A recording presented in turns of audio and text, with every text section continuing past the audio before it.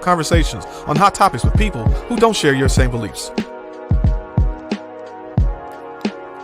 Your host, Katrina Esau, Sabrina Protic, Ricky Burney, and Walter Parker. Now let's get ready to have that conversation. Uncomfortable Conversations is powered by the Trendsetter Mentor Group, an exclusive membership for mentorship on Facebook.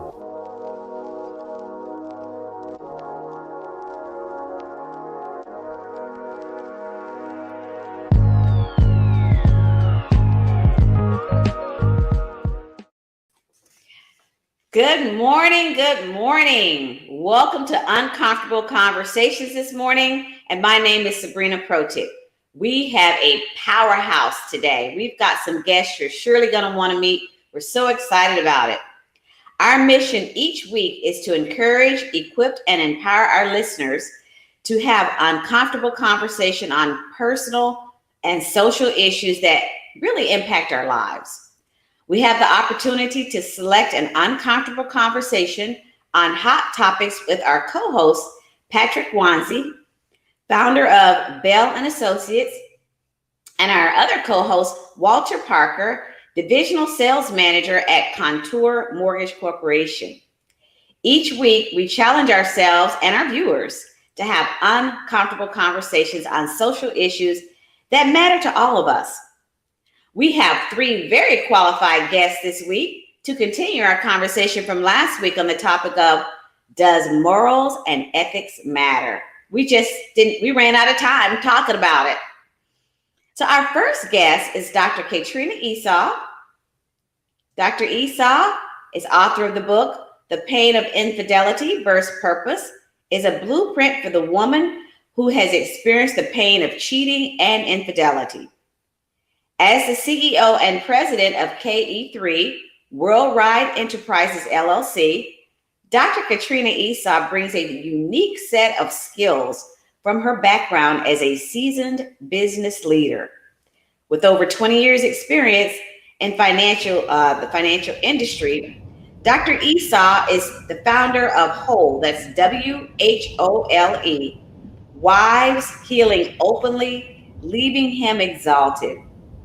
Her ministry was birthed after coming face to face with infidelity in her own marriage. Her mission today is to help other women heal from infidelity. Dr. Esau shares her story with other women to bring hope, encouragement, and healing. Whether they're entering into marriage or in the midst of a season or trauma in their life, her desire is that women walk out of the healing process so they can be ready for the next chapter in their lives. Our second guest, I told you they were interesting, is Arielle Giordano. She's author of the book, Dancing with Your Story from the Inside Out. Arielle is a certified Eccentrics instructor. Eccentrics is an amazingly scientifically proven stretching program that offers lengthening and strengthening of, get this, 650 muscles. I didn't even know we had that many in our body, to look and feel younger in 30 minutes a day. Arielle's passion include dance, psychology, philosophy, writing, and the creative arts. She dances through life as an international and inspirational author, professional dancer, instructor, choreographer, teacher, painter, and facilitator. Our final guest, this is a very interesting guy, is Bernie Mock, strategic accounts manager and co-founder of Tampa Bay, Florida at Forever Guard. He's also a national ambassador at M3 Linked and chief operating officer and co-founder of Moza Digital LLC. Bernie has over 40 years of real-world sales training and communication skill. He's a true entrepreneur at heart, and his desire is to help any size business to thrive and grow. In the digital word of mouth, he is called a reputation evangelist. We'll hear more about that. Ladies and gentlemen, welcome to Uncomfortable Conversation. And thank you for taking the time out of your busy schedules and schedules. The reason that we call our show Uncomfortable Conversation is because we choose topics that are uncomfortable in nature. And we keep politics, religion, and fake news out of our conversation, which allows us to learn more from each of our guests without bias, judgment, and debate. I'd like to bring our guests on right now, and I have a question for each one of them. Bernie Mock, Dr. Katrina, and Ariel, good morning. Good Good morning. morning. Wow, we're gonna peel the onion back this morning, aren't we, guys? I'd like to ask each of you, when you hear the topic uncomfortable conversation, what does that make you feel like? I know one of you were asked to be on the show when we first gave that topic, uncomfortable conversation. Dr. Katrina, what did you think when you heard that topic? Well, for me, it's anything that we tend to avoid. You know, in the arena that I'm in, I'm talking infidelity, and so that would be an uncomfortable conversation. Nobody wants to talk about that. So anything where it can get dicey. Get dicey. I like that word. Okay, so we're gonna get dicey today. Let's go to Bernie Mock.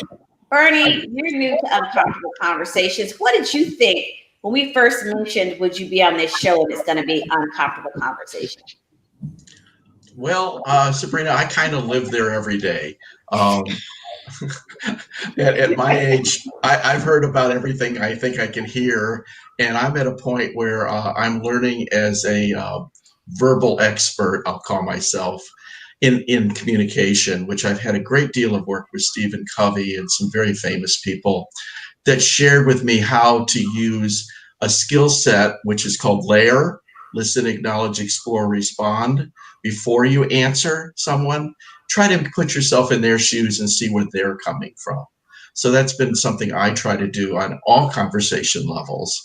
And, you know, Sabrina, I would just tell you, there are so many uncomfortable subjects right now going on in our world. I personally am posting videos of dachshunds doing amazingly funny things. Oh, so wow. That's what I do. That's what I do. We'd like to hear more about LAIR later. Maybe you can school us on that method of drawing people out. So thank you so much on that. And Sure. last but not least is Ariel. She's seasoned in Uncomfortable Conversation. Ariel, when you were first told about Uncomfortable Conversation, what did you think? The first thing I thought is what most people want to avoid or repress. So in my profession as a counselor and therapist, that's a lot what I deal with is people that topics that they don't really want to talk about, such as the past. And in our world today, we have a lot of topics that are uncomfortable and people are avoiding or repressing and not wanting to take an honest look at.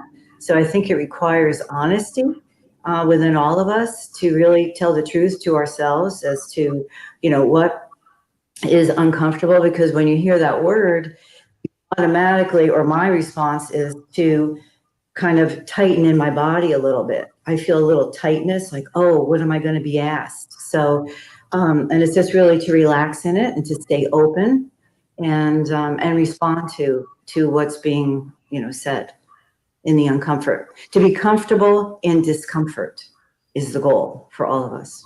Thank you, Ariel. Hearing words from someone who deals in psychology. So I think you kind of nailed it there. Thank you so much. I'm going to go to one of our co-hosts, Walter Parker. And Walter, do you have some additional questions for our guests today?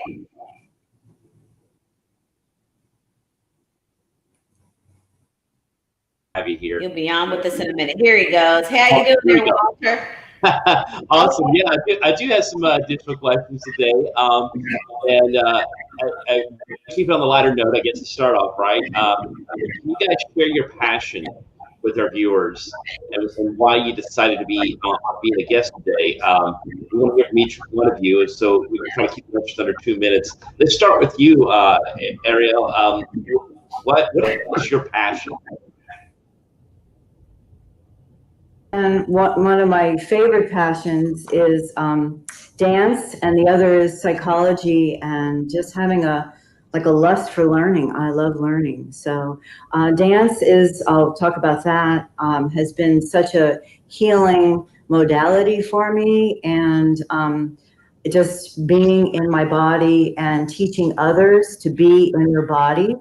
So we live in a world right now that most people are in their heads and they're not being in their bodies. And that's a really important thing for people's health and well-being. And then, of course, the next step is to take care of our bodies. So we're the ones that know our bodies the best, and to really explore that mind and body connection. And I just love that and studied that, really a lot of years in my life. I just love the mind-body connection and how it's so integrated. And that's what I do in my counseling and coaching profession. I help people to become aware of things and how it shows up in your body.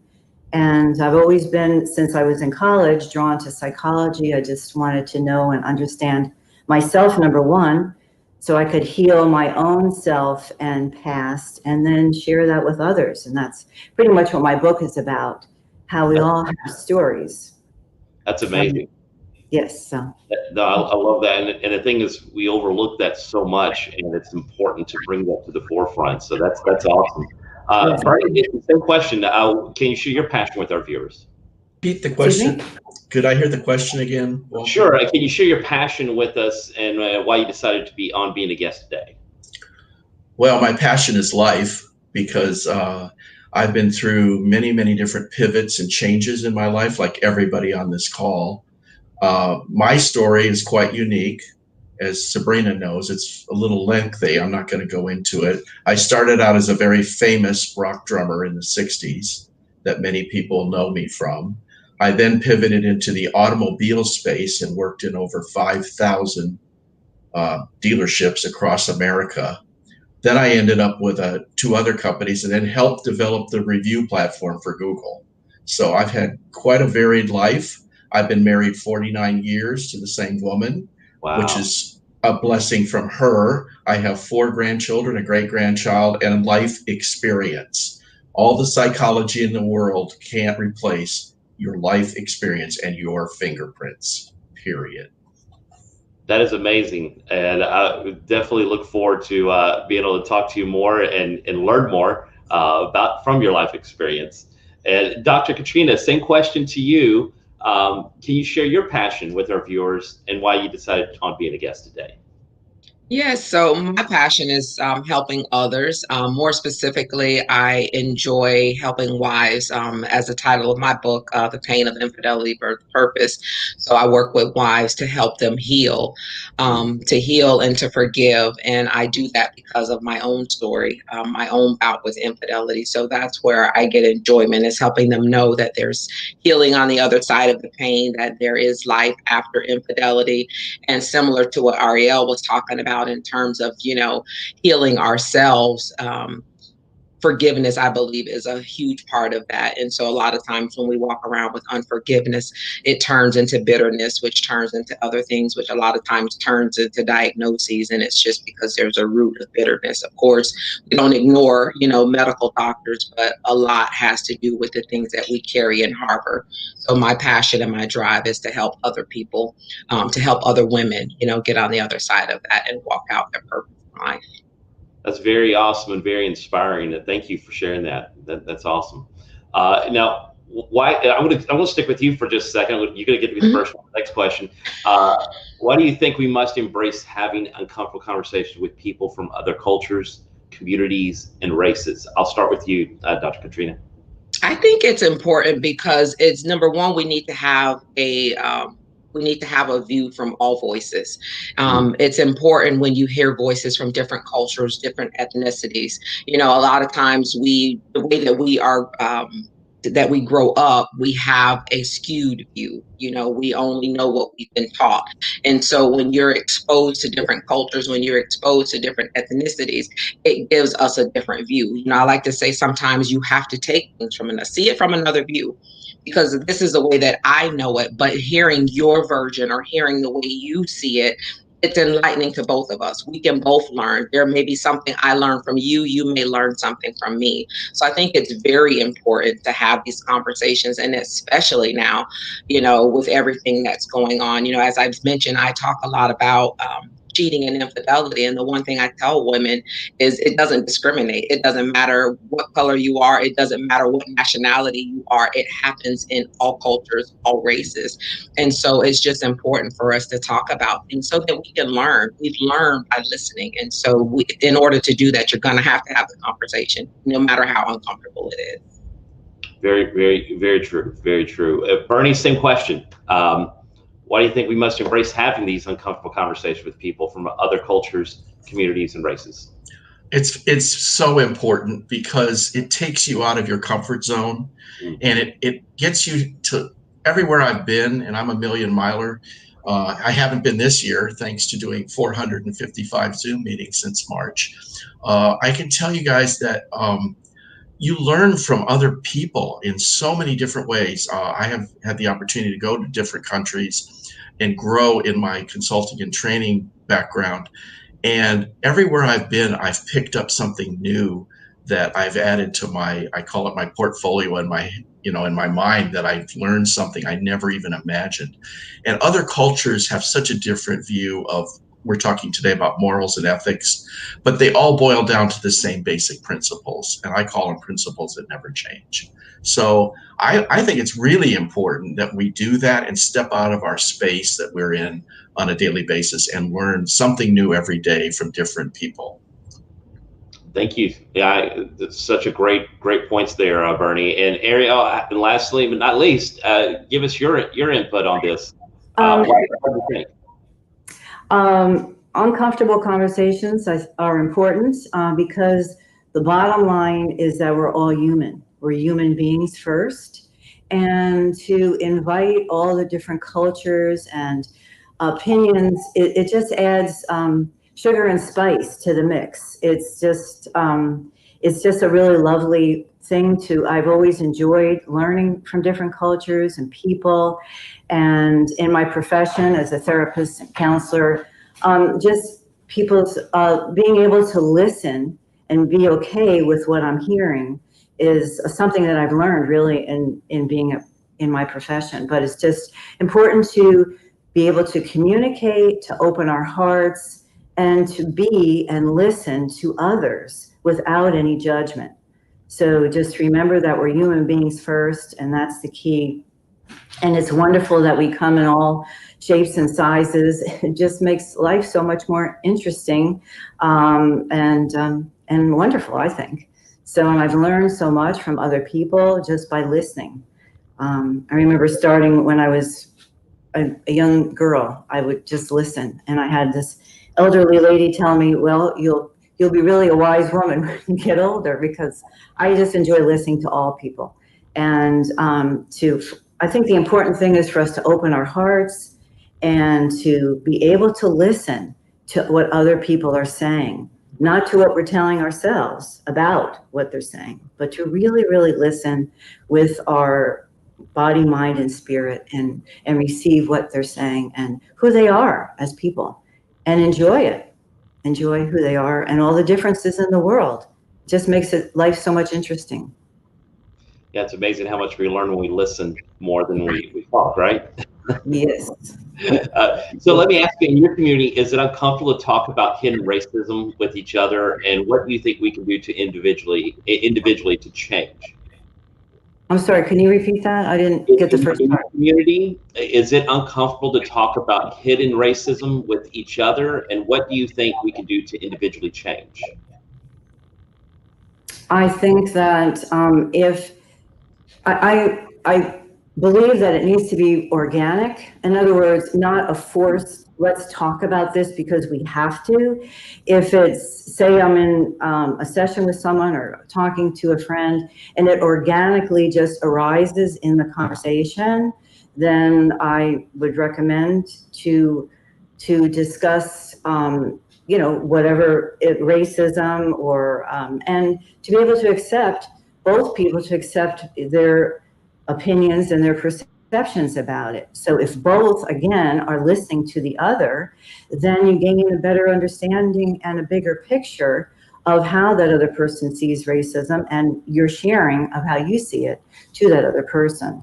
So it just helps to enlighten other people of other views, because we all see the world in our own unique way. So racism to me is going to mean something different than it's going to mean to you or to someone else. So it's really important that we are able to share that with each other. And again, that's just being, open in our hearts to another person and listening. Dr. Katrina, I'm going to skip to you. In your community, is it uncomfortable to talk about hidden racism with each other, and what do you think we can do to individually to change that? I think, kind of to piggyback on what Ariel was saying, I think it depends on whether or not it's organic versus forced. And so a lot of times when we force the conversation, it can be very uncomfortable.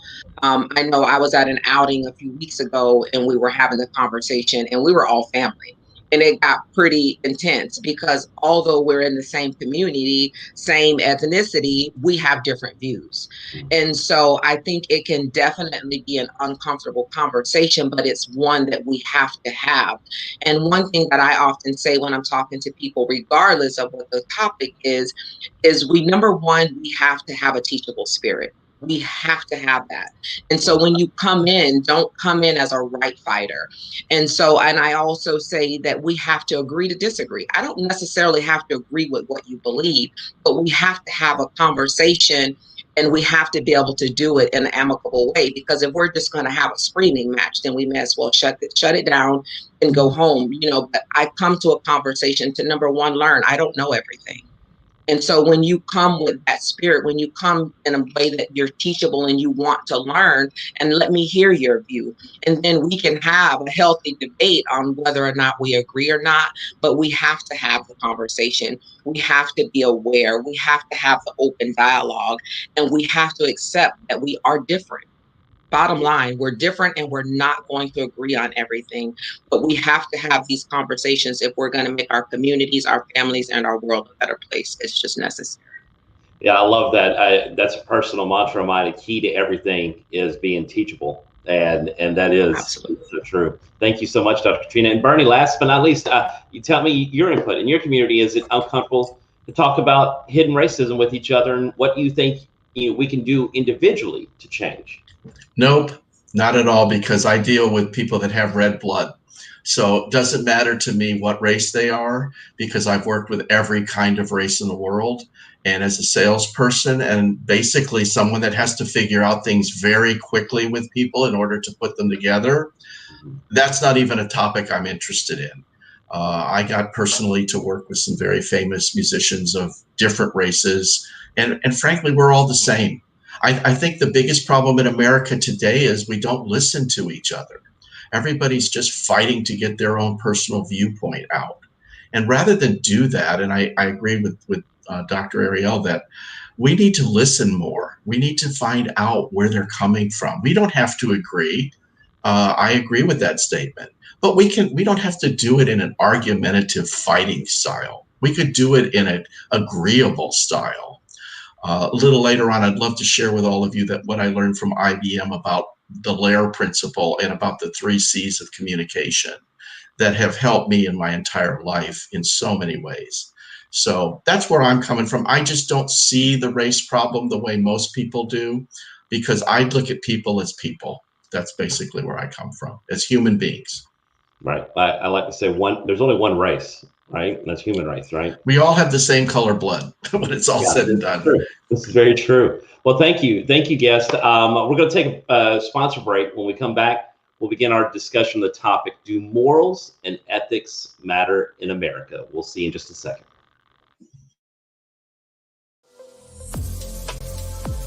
Uncomfortable Conversations Talk Radio is sponsored by the Trendsetter Mentor Group, an exclusive membership for mentorship. You can follow all our hosts on Facebook. Search Trendsetter Mentor Group and join. Now back to the show.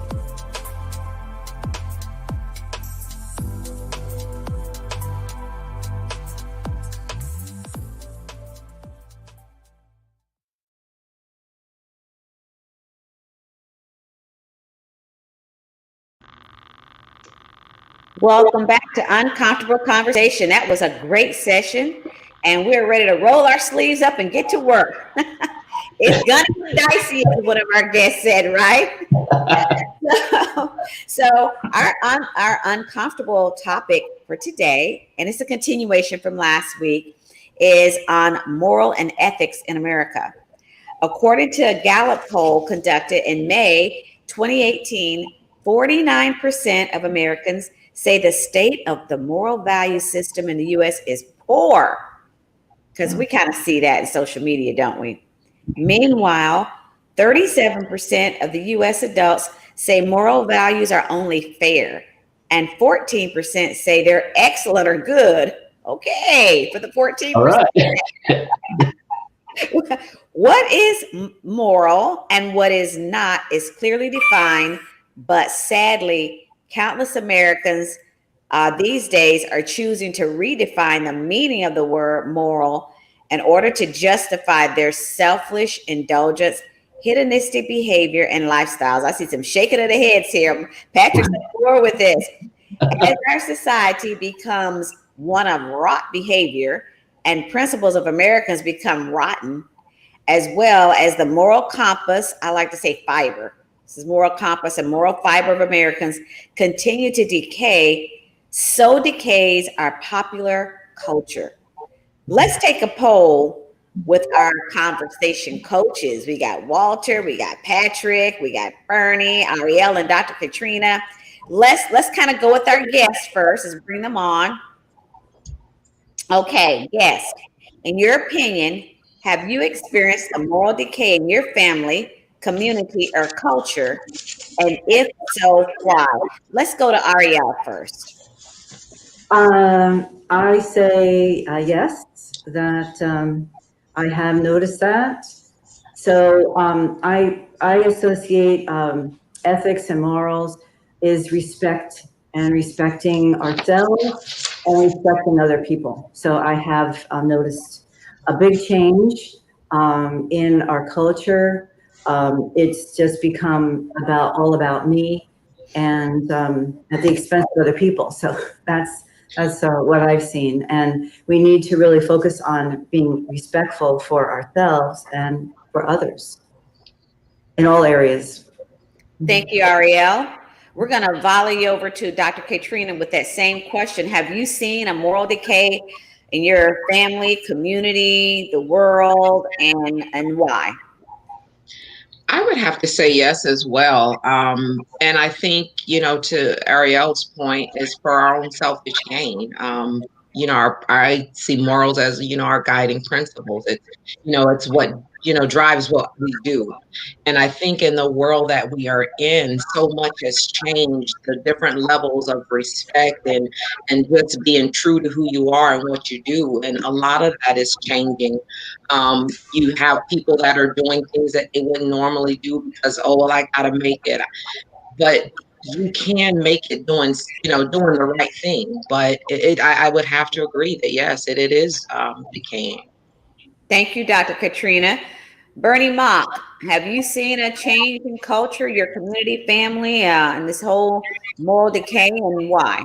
Well, I'd like to define both issues. A moral principle is an idea or opinion driven by a desire to do good. And ethics is a code or set of rules that defines allowable actions for correct behavior.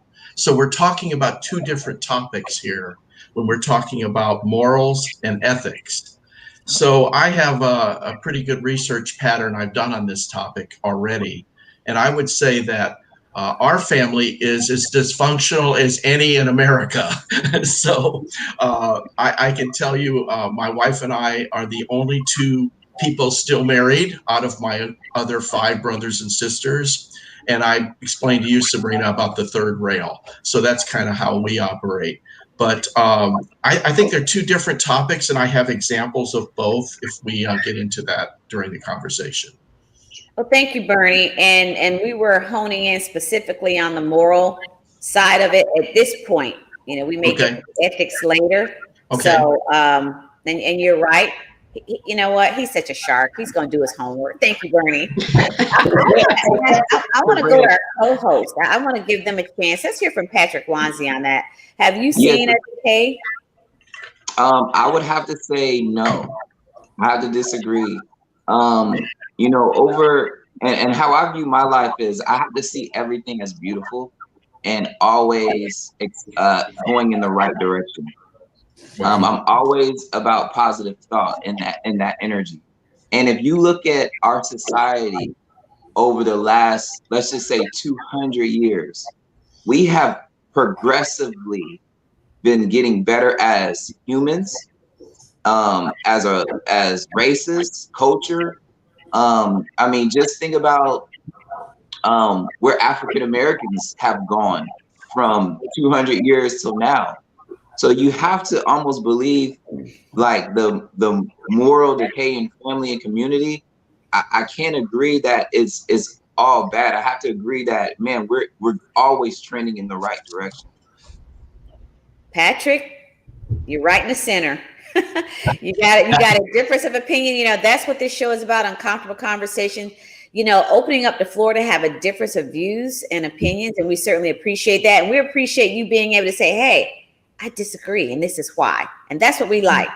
Let's go to Walter Parker. Bring it home, Walter. You know, I think it's pretty interesting timing on this question. Last night, we're preparing to move. So we're making a big move from Tampa, Florida area to just south of Denver, Colorado. And so my wife decided last night, hey, I'm going to join some of the local Facebook groups for Castle Rock, Colorado. And so she just put, hey, we're, you know, family of 5, moving cross country, you know, would love to, you know, get connected and learn about our community. And within literally 30, 45 minutes, there was 85 comments in response. And there's only a couple thousand people in this group. So, I mean, like immediately, and this is 8, 9 o'clock at night, their time, 10, 11 o'clock our time. And it was very interesting because it seemed foreign to my wife and children, which was the sad part about this, because like I grew up, you know, my entire subdivision, we were a community. We knew each other. We were involved and invested. And so morally, we kind of held each other, you know, to accountability. You know, if somebody's kid down the street did something wrong, you know, both parents would get a little bit involved and they would discipline, you know. And so it kind of reminded me of what community is supposed to be. So I do actually think, you know, that it is on the decline. Because we've never, in 9 years of being in Florida, in the communities we've lived in, we've never experienced that. My children experienced something a little traumatic. They heard a neighbor yelling and screaming from their yard using some racial slurs yesterday. And that's not something, you know, I had to sit down and have a talk with them about it. So it created an opportunity for me to talk to them. But I'm like, yeah, you know, there's some ignorant people out there right now. And you just have to be careful, be aware, but hold true to a way that we're trying to raise you and understand as far as make good decisions, better decisions. So I think family, it's tough. I don't think that's really changed a whole lot. I think community, it has, but I think it has to start family, then community, then as far as your city and then your state. I always think it always starts and ends with the family, because as the family goes as a unit, you know, community-wide, so goes the rest of the nation. So, you know, I do think it's been in a negative direction. It's interesting to see human behavior and reaction. 2021 is going to be really unique to see where we go from this. Walter, thank you so much for going a little deeper. They went deep inside of their views, but you gave a personal experience about what had happened with the neighbor in your community.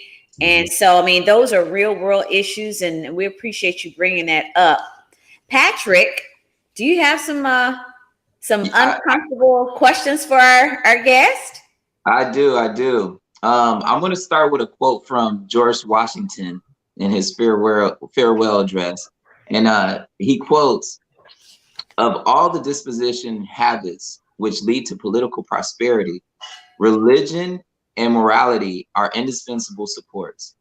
And let us with caution indulge the supposition that morality can be maintained without religion. Whatever may be conceded to the influence of refined education on minds of peculiar structure, reason, and experience both forbid us to expect that national morality can prevail in exclusion of religious principles. So, in your opinion, independent of religion and politics, do you think that humans can judge right morals and ethics without religion, and why? And so that question will go to all, and I'm going to start with you, Bernie. Well, I heard it. No, I heard Okay. it. As the reputation evangelist, and both my son-in-laws are preachers at our church here in St. Petersburg, I would have to tell you, without that in your life, that rail, I call it, I find it very difficult to answer your question. And because Sabrina asked me not to involve that, I'm going to honor her request.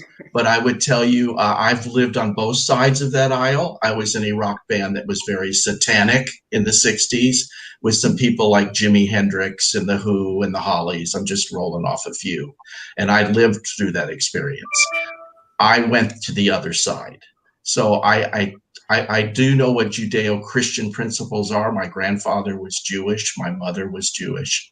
I grew up in a Catholic environment, and then I went to the deepest, darkest side imaginable. So, Patrick, I would have to tell you, in my experience, that's where I talk to people and live for people to find my mission, which is on my wrist, which is M28. And I'll be happy to share that with you in private. Okay. What about you, Dr. Esau? Thank you, Bernie.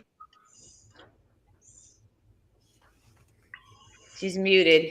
I think you're on mute. There we go. Sorry. So for me, I think it's doable, but I am one, and I like to put it this way, a vertical relationship is absolutely necessary. Without it, I can do nothing.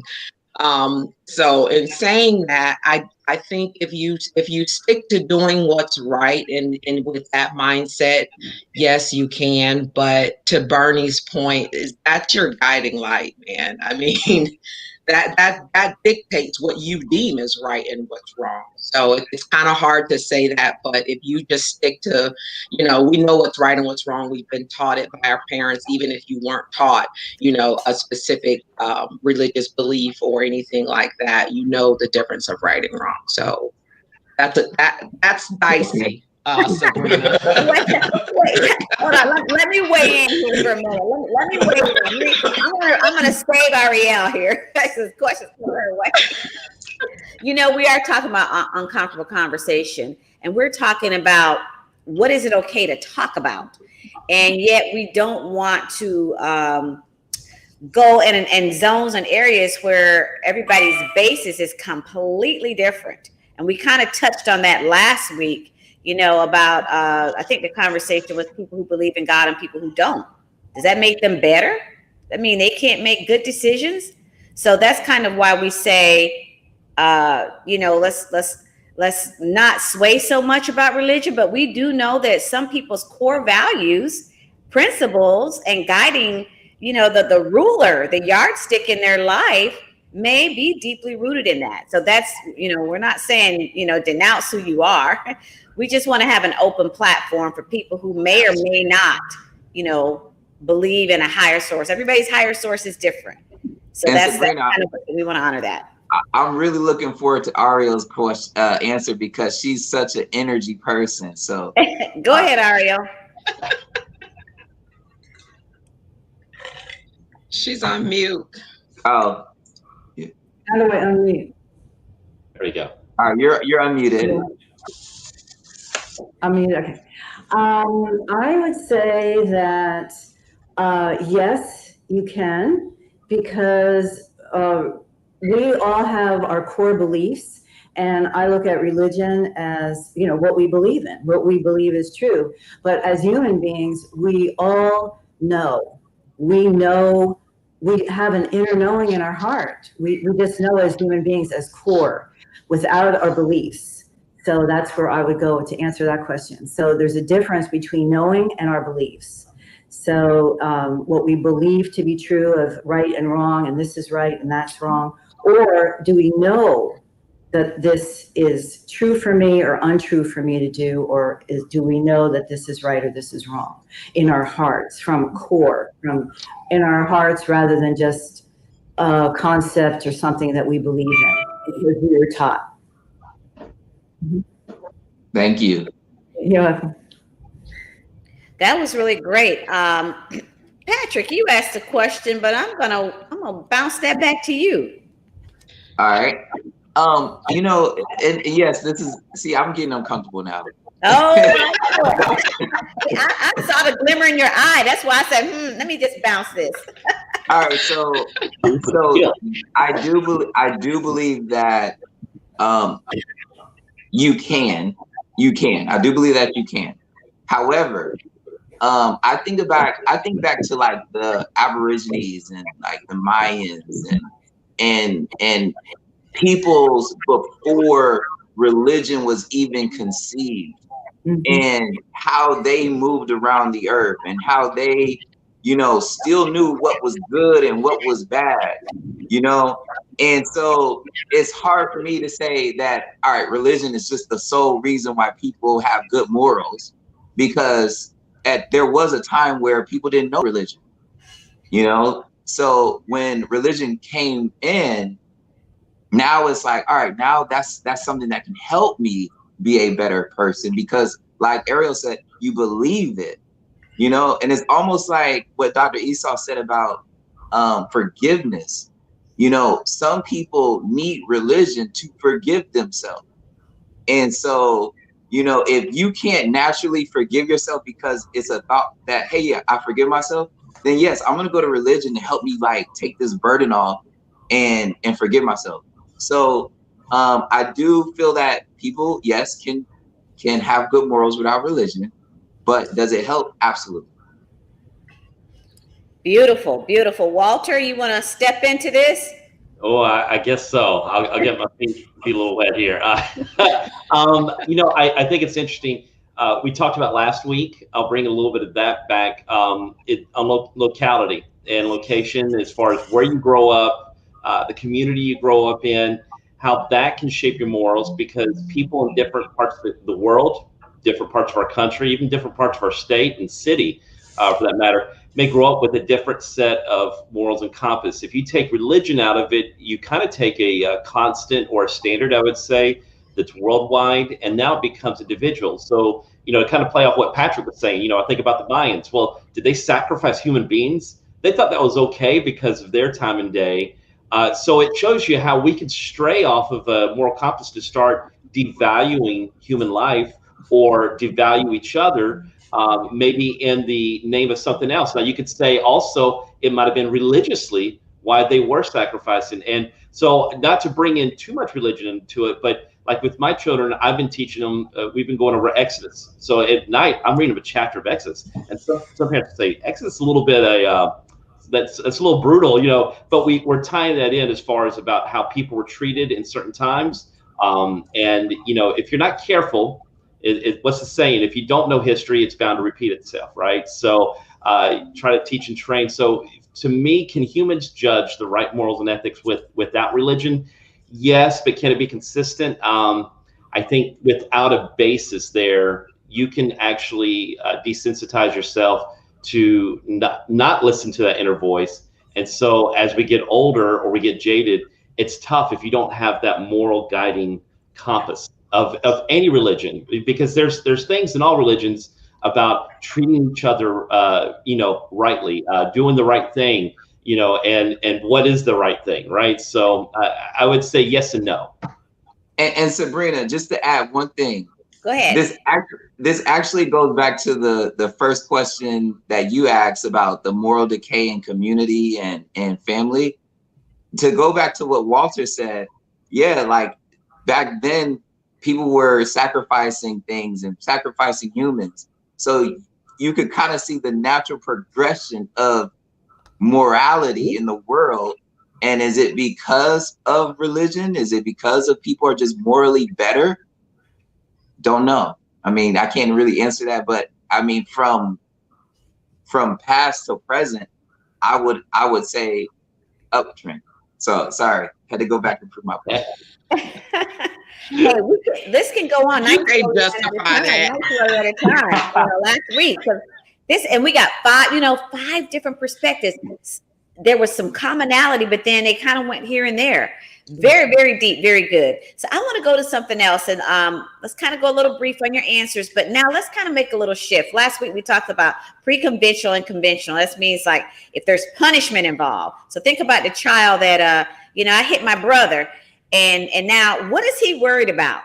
He's not worried about whether he hit his brother or not. He's worried about the punishment. When mom and dad finds out, what's going to happen to me? Am I going, so they're more focused. So with that being said, do you feel like incarceration is an answer or has much to do with our morals and ethics? So, based on that, can incarceration make a shift or a change in the moral side of it? Because there's all kind of issues about that. Does that really improve society? Does it make it worse? Does it make it better?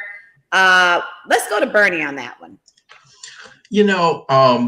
Sabrina, I've of course never been incarcerated, but I used to go into jails and speak about drug abuse because I lived through that and survived somehow when I was 20.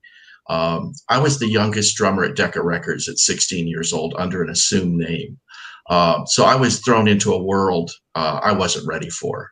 So I think people are incarcerated that really need help with psychology, with therapy.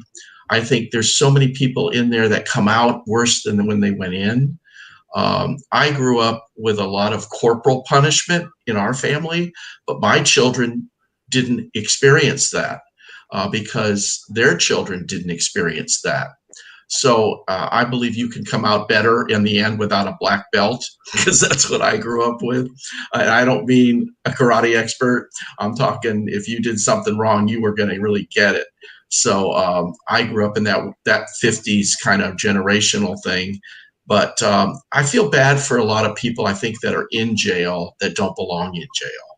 And I don't think we have enough mental health facilities in our country to deal with people that do crazy things. And it's because they're crazy and they need people to help them. And instead they're locked up like animals and then they come out even worse. So that's kind of where I come from on that topic. I have one personal relative, my brother's son, that has been locked up for years because of shoplifting. And I think it's the most insane punishment ever for him, because as a child I tried to help him and now he's pretty much hopeless at this point in his life. So it's just a sad state that we're in with that topic to me. Thank you so much, Bernie. What about you, Dr. Katrina? I believe, and I think it's special. I too have never been incarcerated, but I have plenty of family members that has. Even, I've shared my story. Even my husband, did some time years ago. And so I think when you're talking about incarceration, if you have a strong moral compass, I think that's what helps to carry you through that period. Do I think incarcerating somebody is going to change their moral beliefs or change their ethics? I don't know that it changes it, but I think it may change their behavior while they're there. So it's one of those things where, you kind of do what you got to do to get by, to live, to make it out. Bernie kind of touched on it. And when you're just incarcerating someone and you're not doing anything to rehabilitate, you're not doing any type of counseling, you're not dealing with the issue that got them there, because it's more than just about stealing something or doing drugs. There's a root cause to why you're doing that. And so when we don't deal with that, just putting somebody in jail for years upon years, that's not solving the problem. And, I've seen it on the other side where I've had a cousin that did years in prison, and he came out and didn't know how to cope in society. So did something just to go back because that's all he knew. So I don't think it helps to just incarcerate a person and think it's going to change, their moral or their ethical patterns. Thank you so much, Dr. Katrina. Ariel. I agree with both Bernie and Dr. Katrina. all of the, our system of punishment is all based on behavioral psychology. And all the people that are incarcerated need some type of healing on all different levels. They all have issues. They all have a story. That's what my book is about. And they all have a story to tell, and they all need help. All of their behavior is a scream for help. Like when I worked as a guidance counselor in the elementary school, all the children, and mostly boys, that would misbehave, that's a cry for help. They wanted attention. Maybe they didn't get attention, but if they misbehave, they get attention. So it just goes back to they need healing on lots of levels. And does punishment work on that? I don't think so. I think that it needs to be more rehabilitative. So when they go in, they are in different programs at different levels, depending upon what they did. The level of the crime is going to be, different, levels that they're going to be able to work in and cope. And then they graduate and go to the next level within the system, so that they come out a healthier human being than when they went in, not a worse human being and more debilitated on mind, body, and spirit than when they went in. And some of these crimes are, like Bernie was saying, it just amazes me how the system, I'm not going to get into that, but it just amazes me how this happens. I'm just overwhelmed by that. So these people are screaming for help. That's whether, they're taking drugs to hide their problem, they're schizophrenic. I mean, the list goes on and on, but they definitely need help. So, good. Thank you so much. Yeah. I know we can go on and on and on about this because it's so deep, and we haven't even gotten, in the valleys of it. And it's very hard to not, become expressive. And yet all three of you have pretty much, I found more common ground on this question, specifically about can incarceration, shape the morality of people, the moral fiber. So with that being said, thank you. We're going to take a quick break and we're going to come back.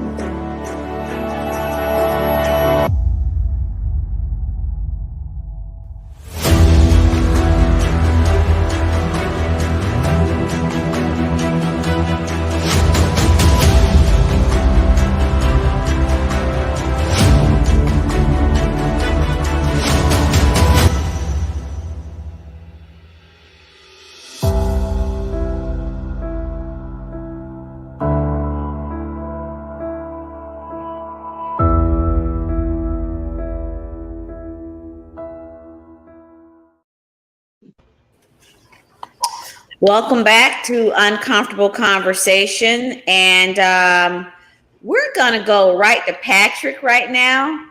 We're going to let Patrick kind of take the floor with Ariel. We do this each week. And we want to kind of get right into that. So we can bring Ariel on. Ariel, are you ready to get in the hot seat? Okay. All right, so we have pretty much 5 minutes to answer 10 questions, okay? And I'm getting a little uncomfortable thinking about just asking you some of these questions. So let's see. I'm gonna set the timer, okay? All right, you got the timer, Sabrina? Okay, I got the timer. She gets 5 minutes. Okay. All right, let's go. First question. What is the definition of white privilege, and in your opinion, does it exist? Can you just repeat that again? What is your definition of white privilege, and in your opinion, does it exist? I'd say white privilege, meaning that our original culture was predominantly white. So I would say yes, because of the beginning of the culture, yes. Next question. Do you think that the school system is doing a good job of educating young white youths on the history of racism and why? As a guidance counselor, I would say no. I didn't really, it wasn't a topic because I had to go into all the classrooms at the time that I had to go in and talk. We did talk generally of self-concept and loving everybody. So on another level, not specifically racism, but accepting everybody. And we would do some games with the children, you know, of different color eyes and that kind of thing. So we did talk about it in a different way. Yeah. Mm-hmm. Yes. Okay. 3. Can you give me the name of 5 Black men that do not play sports? If not, why not? I'm not really into sports, so I can't answer that question. Sorry. Actually, 5 Black men that do not play sports.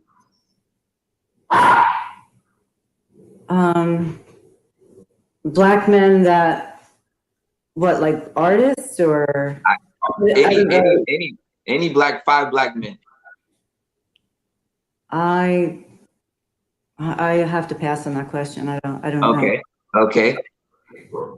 Number 4, do you think Black people deserve reparations for the suffering they endured in the U.S. and why?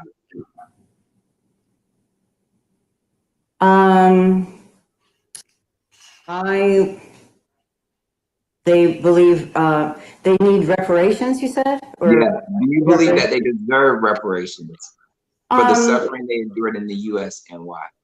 Yes, I believe that, yes, they need healing and need reparation for whatever levels that they need it. Yes, it needs to be available. Okay. Yes, for their healing. Mm-hmm. All right, question 5. If you meet Martin Luther King Jr., what question would you like to ask him and why? I would just say, I don't know if I'd ask him a question. I just tell him that he's just so amazing and a fabulous leader, and I would like to learn from him. Those leadership skills of, he was just such a amazing role model, just to learn from. Right. I don't really have a question. I just admiration. Okay. You just have admiration. Great. 6. Yes. Do you think personal ethics and morals matter when choosing our leadership? I don't, whether or not they matter, they come up because we all have our personal morals and ethics, whether we admit it or not. And I'd say they automatically come up because everyone has them. Right. They do. 7. In your opinion, why do many white people have a challenge wearing face masks? Well, I'll speak from my own personal experience. I get dizzy because it reduces your oxygen. So, and the lower part of your face, you can't see people. So as far as really being intimate with someone, it interferes with that, with anybody, you know, just can't see their face. All right, number 8. What books are you reading? And how have you read that helped you understand racial injustice among Black people? So what books are you reading or have you read that have helped you understand racial injustice among Black people? I'm writing my own book. I'm not reading one. I use a lot of books as references that goes way back to earlier cultures because that's what my book is about. Do you have a title of your book? You have a title for your book? Yes, What's I the do. title? Celebrate the Dance of the Goddess. So it goes back to earlier civilizations that we were talking about. And you're right of how it was more matriarchal and loving everyone, and there wasn't any, veil. Time. We got to 8. Okay. Yes. So that's it. I mean, when it's over, it's over. Okay. All right. Thank you. So great job, Ariel, Patrick. Great job on answering the questions. And we want to thank you, Ariel, for doing such a good job. Let's bring all of our guests back on the screen right now and co-host. And I want to say that we have run out of time again. We are, these topics are deep and there's much to be said. And I know you all could have went an extra 20 minutes on your thoughts. So we'd like to invite all of you to come back again. And Bernie's shaking his head. There's just so much ground to cover here. Yes, number one, that we didn't even get to our love it or leave it. We're going to start that we'll start that off next week so we can see what some of our viewers are writing in. But oftentimes we need platforms like this, kind of clean the carburetors out a little bit. And let's just air it and talk about it and put it on the table. We encourage authenticity and honesty and real and raw. And some of you went some places that were different. And that's what Uncomfortable Conversations is all about. So we want to leave this concept, this thought with you is don't be afraid to have that uncomfortable conversation. When someone says, let's have a real conversation, this is what we're talking about right here, to be able to table it with respect, honor, and dignity. We want to thank our guests again, Dr. Katrina Esau, Bernie Mock, and Walter Parker, our co-host, Ariel Giordano, one of our guests, and Patrick Wanzi for stepping in. This was a dynamite show. We want to encourage our listeners to come back next week. We're going to do more of the same, more hot topics. Thank you for joining us on Uncomfortable Conversation today. Thank you. You can follow our hosts on Facebook. Search Trendsetter Mentor Group and join. Email your uncomfortable conversation questions to npartners@yahoo.com. We will address your questions on next week's show. Let's have that conversation.